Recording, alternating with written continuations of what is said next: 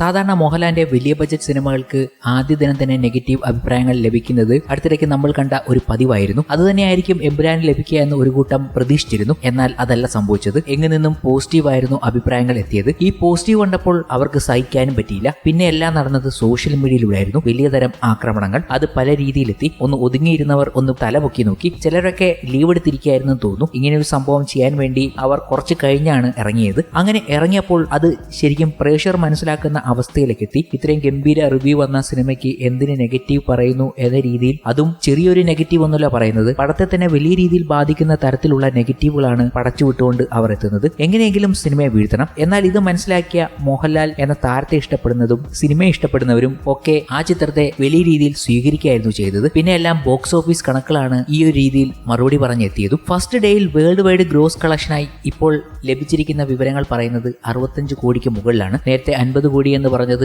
65 കോടിക്ക് മുകളിലായി. നേരത്തെ ആടുജീവിതമൊക്കെ 4 ദിവസം വീക്കെൻഡ് വേൾഡ് വൈഡിൽ നിന്നും നേടിയ കളക്ഷനെയാണ് എമ്പുരാൻ ഒറ്റ ദിവസം കൊണ്ട് മറികടന്നിരിക്കുന്നത്. ലൂസിഫർ 4 ദിവസം വീക്കെൻഡ് ബോക്സ് ഓഫീസ് വേൾഡ് വൈഡിൽ നിന്ന് നേടിയത് 55.40 കോടിയായിരുന്നു. അതാണ് ഒറ്റ ദിവസം കൊണ്ട് മറികടന്ന് അതിന് മുകളിൽ നേടിയിരിക്കുന്നത്. ഇതൊക്കെ ബോക്സ് ഓഫീസിൽ എമ്പുരാന് നെഗറ്റീവ് കിട്ടിയ സമയത്ത് പ്രേക്ഷകർ അങ്ങോട്ട് കൊടുത്ത സ്നേഹമാണ്. നോർത്ത് അമേരിക്കൻ ഓപ്പണിംഗ് ഡേയിൽ $6 ലക്ഷം നേടിയെന്നുള്ള വിവരങ്ങളും അവർ പങ്കുവയ്ക്കുന്നുണ്ട്. ഇതൊക്കെ ആദ്യം മനസ്സിലായത് ബുക്ക് മൈ ഷോയിലെ ടിക്കറ്റ് ബുക്കിംഗ് നടക്കുന്നതുമായി ബന്ധപ്പെട്ടായിരുന്നു. 1 മണിക്കൂറിൽ 19,000 പേർ ബുക്ക് ചെയ്യുന്നു എന്ന വിവരങ്ങൾ വന്നു. കുറച്ചു കഴിഞ്ഞ് നോക്കിയപ്പോൾ അത് 20,000 കടക്കുകയുണ്ടായി. കുറച്ചും കൂടെ കഴിഞ്ഞ് നോക്കിയപ്പോൾ അത് 22,000 കുറച്ചും കൂടെ കഴിഞ്ഞ് നോക്കിയപ്പോൾ അത് 23,000 എന്നതൊക്കെ 1 മണിക്കൂറിൽ ടിക്കറ്റ് വിൽക്കുന്ന റിപ്പോർട്ടുകളായി അവർ കൊടുത്തിരുന്നു. ട്രെൻഡിംഗ് ആണ് എമ്പുരാൻ എന്നത് അതിലൂടെ തന്നെ മനസ്സിലാകും. കാരണം ഈ നെഗറ്റീവ് വന്നപ്പോഴാണ് കൂടുതൽ പേരും അടുത്ത ദിവസങ്ങളിലേക്ക് ടിക്കറ്റ് ബുക്ക് ചെയ്യാൻ തുടങ്ങിയത്. എങ്ങു നിന്നും പോസിറ്റീവാണ് ചിത്രത്തിന് ലഭിക്കുന്നത്. അതിന്റെ ഇടയ്ക്ക് നെഗറ്റീവ് പടച്ചുവിടുന്നവർക്ക് ഒരു ഗംഭീര മറുപടി എന്ന രീതിയിലാണ് ടിക്കറ്റ് ബുക്ക് ചെയ്ത് അവർ ആ സ്നേഹം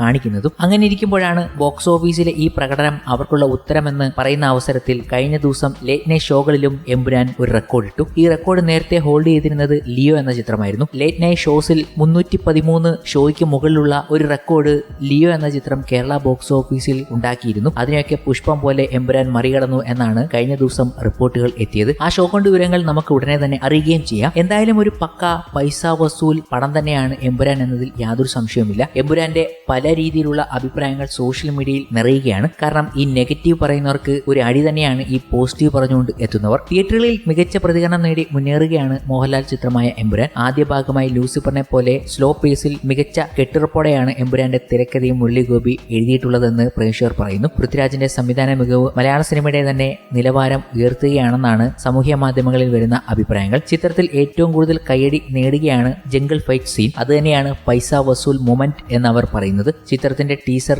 പുറത്തിറങ്ങിയത് മുതൽ മോഹൻലാൽ ആരാധകർ ഉൾപ്പെടെ കാത്തിരിക്കുന്ന സീനായിരുന്നു ജംഗിൾ ഫൈറ്റ്. ഇപ്പോഴത്തെ റിലീസിന് പിന്നാലെ ഏറ്റവും കൂടുതൽ അഭിപ്രായം നേടുന്നതും ഈ ഫൈറ്റ് സീനാണ്. ചിത്രത്തിൽ ഏറ്റവും വർക്കായത് ഈ സീനാണെന്നും മോഹൻലാൽ തകർത്താടിയെന്നുമാണ് കമന്റുകൾ ഏറ്റവും കൂടുതൽ എത്തിയത്. പക്ക പൈസ വസൂൽ മൊമെന്റ് ആണ് സീൻ എന്നും ഗംഭീര മേക്കിംഗ് ആണെന്നും പ്രേക്ഷകർ എക്സിൽ വലിയ രീതിയിൽ കുറിക്കുന്നതുമുണ്ട്. ദീപക് ദേവിന്റെ മ്യൂസിക് തീയാണെന്ന് ആരാധകർ അഭിപ്രായപ്പെടുകയും ചെയ്തു. എന്തായാലും അവസാനം ലേറ്റ് നൈറ്റ് ഷോയുടെ വിവരങ്ങളും ട്രേഡ് അനലിസ്റ്റുകൾ പങ്കുവയ്ക്കുകയുണ്ടായി. ഏതാണ്ട് 516 ലേറ്റ് നൈറ്റ് ഷോസ് ആണ് എമ്പുരാന് വേണ്ടി ആദ്യ ദിവസം നടക്കുകയുണ്ടായത്. ഇതൊരു ഞെട്ടിപ്പിക്കുന്ന ഗംഭീര കണക്കുകളാണ് എമ്പുരാനുമായി ബന്ധപ്പെട്ട് കുറെ ദിവസങ്ങളായി നമ്മൾ കേട്ടുകൊണ്ടിരിക്കുന്നത്. ആദ്യ ദിവസവും അതിനൊരു പഞ്ഞവുമില്ല. ഇതൊക്കെ അവിടെ നിൽക്കുമ്പോഴും സെക്കൻഡ് ഡേയിൽ കേരള ബോക്സ് ഓഫീസിൽ നിന്നും പ്രീസെയിലൂടെ നേടിയിരിക്കുന്നത് 8.19 കോടിക്ക് മുകളിലാണ് എന്ന റിപ്പോർട്ടുകൾ പ്രേക്ഷകരെ അത്ഭുതപ്പെടുത്തുകയും ചെയ്തു. കഴിഞ്ഞ ദിവസം തന്നെ ഒന്നാം ദിവസം 15 കോടിക്ക് മുകളിലാണ് കേരള ബോക്സ് ഓഫീസിൽ നിന്നും നേടിയത് എന്ന് ട്രേഡ് അനലിസ്റ്റുകൾ കഴിഞ്ഞ ദിവസം തന്നെ പറഞ്ഞിരുന്നു. ഇപ്പോൾ രണ്ടാം ദിവസത്തിൽ എത്തിയപ്പോൾ പ്രീസെയിലൂടെ മാത്രം 8.19 കോടിക്ക് മുകളിലുള്ള കണക്കുകൾ എമ്പുരാനുമായി ബന്ധപ്പെട്ട് വരികയാണ്. കഴിഞ്ഞ ദിവസം ലേറ്റ് നൈറ്റ് ഷോകൾ പോലും ഗംഭീര സംഖ്യയിലാണ് നടന്നുകൊണ്ടിരുന്നത്. ഇപ്പോൾ